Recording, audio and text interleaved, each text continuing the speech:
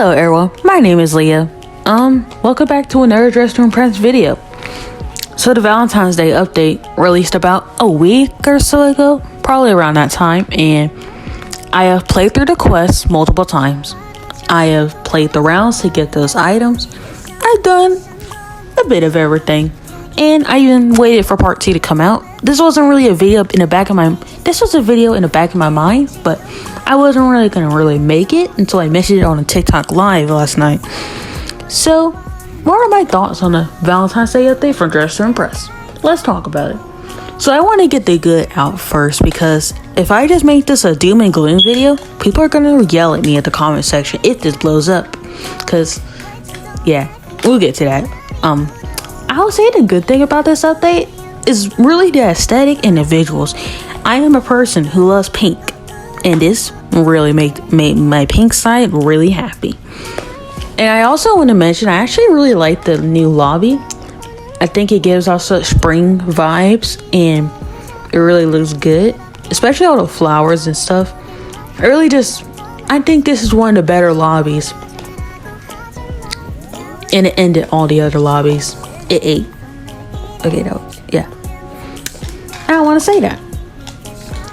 Also, I think that the idea of playing 5 rounds to unlock some items, I think they could have just put those items in non-VIP instead of VIP, or put them in VIP but make them, but you didn't have to play around. But I don't really see anything that bad about playing 5 rounds if you had the time. If you don't, then I can understand a complaint. I think the quests were really good here, except for the archery, because I'm mobile, I'm on phone, and it was really hard for me on my first couple of tries. And it's really hard to get an idea of what you're doing, because, you know, I feel like this has mostly been tested on computers and PCs, not really on mobile. And I think that's like a kind of a critique of a lot of the updates in Roblox games in general. This isn't really a Dress To Impress issue. And I really like the fact there wasn't just a final boss we had to beat who was never heard of again. Like, for example, I think that was my main issue with the winter update. It felt almost pointless, because we're never going to see Santa again until maybe like December this year. And truthfully, I don't really know if the winter update really adds anything to the Lana lore, or if it just adds to the general lore. But there we go. Also, Lena is back, so spoilers if you didn't know. I think everyone knows by now, but Lena is back. She's like my favorite Dress To Impress NPC or character. I think she's one of the better ones. Well, not like a better character, but I just really like her design and her villain role. I haven't really dug up much lore, except for this one girl who is named Nelly, wears a green sleeveless turtleneck, I think, and is apparently being freed by Lena with that whole entire side quest and everything. So yeah, I think the Valentine's Day update really did knock out the last 2 big updates, winter and Halloween. Now, you know what it's time for? Time for my complaints. Okay, so Dress To Impress released another Roblox set. This isn't an issue in theory. I don't really care about that, make your money, but I bought the set without really, with only going on the video information. I didn't watch any live streams or anything before this, and I was kind of disappointed. Now, don't yell at me. The shirt is like really plain for something I assume would be 200 Robux if we were to split the items down. The shirt just feels very plain for what we're getting, and I think there should have been more toggles for it. Think about Royal Highs, like their toy sets. I don't really like the company, but their toy sets, alright, so for example, there's this locker doll that's like $6.99 if in US prices where I am, and I will have to say I think that's worth the $6, because it comes with 2 items and there's a lot of toggles. However, Dress To Impress doesn't quite have that, and I think that's kind of an issue. And then the pants just straight up have no toggles at all, like literally none. And this is really a problem, because for 400 Robux or $5 US. I am kind of expecting a lot from it, especially when there's free items that okay, hear me out. I think the currency set, the main Valentine set that's currency, should have been switched with the Queen of Hearts set, and they could in their prices and currency, because I feel like that set would have been worth the 400 Robux. But opposed to the Queen of Hearts set, I don't really think it's worth it, because it only comes with 2 items, but I don't really think either item is really worth 200 Robux, because you can't really do much with it, because Dress To Impress doesn't really have a toggle system like Royal Highs just yet. Like, it's there, but not fully committed. And that's actually the reason I wanted to start this whole video. So there's this whole thing where, okay, so the map changed again. I'm kind of lost, and it feels like a lot of empty space. I think that the map is really getting bigger, and it's for a good reason, but I really don't like it. But that's really a me problem, not really a Dress To Impress issue, most likely. But I just really don't like big maps, and I still don't know where I'm going.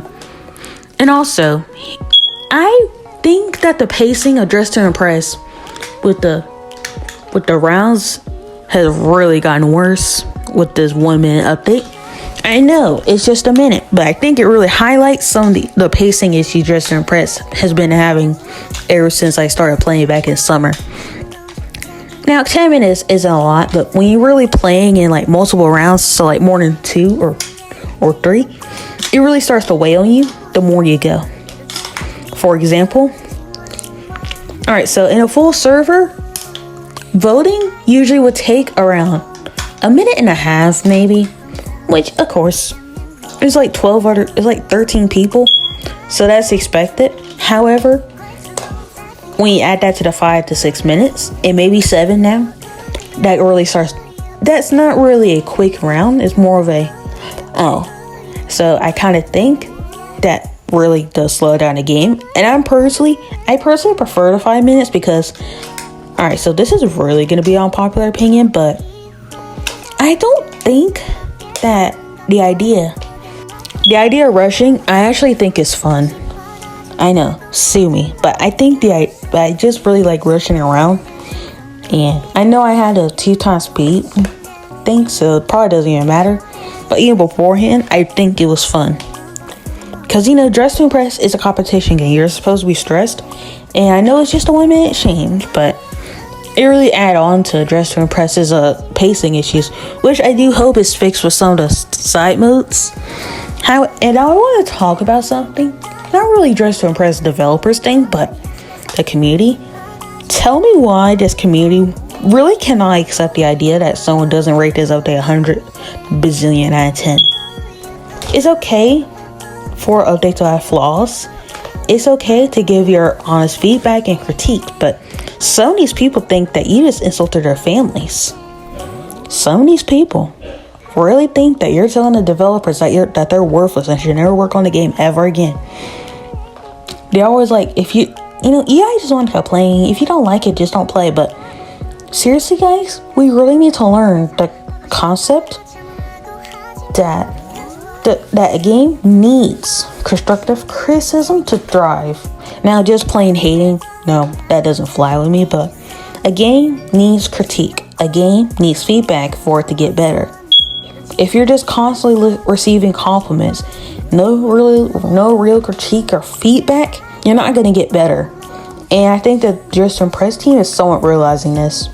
And I hope that they really add variety to their Robux sets in the future, because if I'm paying $400 Robux for the Queen of Hearts set, no, I don't think I'll be buying it. Like, okay, 200 Robux, all right, I'll buy it. I won't really be that upset about it. But I do really think that if they do make Robuxes, I hope they balance out the toggles instead of just one part of the item. And I hope they add toggles to both parts. So that's really my critiques. So what do I rate this update? A solid 7 out of 10. It has great visuals, great aesthetic, fun quests, and I think the obby part was really unique.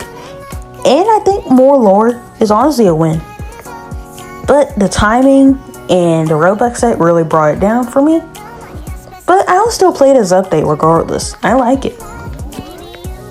And something to note here is that the Style Showdown is supposed to be on March, so I don't even know if I'm going to make a video on that. It took me a while to make this video, and by a while, I mean it took me a while to find the effort. Anyways, bye-bye.